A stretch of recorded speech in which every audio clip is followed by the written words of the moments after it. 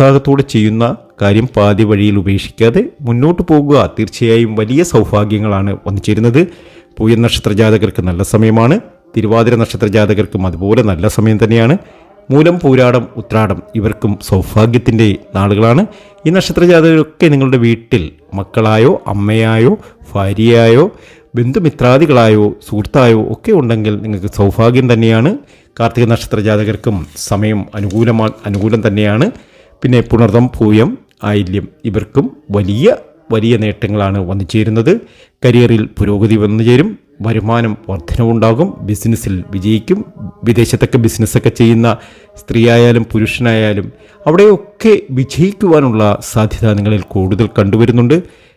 എല്ലാ പ്രതിസന്ധികളും മാറി ഒത്തിരി നല്ല വിജയം നിങ്ങൾക്ക് വന്നു ചേരും. വ്യാഴത്തിൻ്റെ ഉദയത്തിലൂടെ ഇവർക്ക് മഹാധനയോഗം വന്നു ചേരും.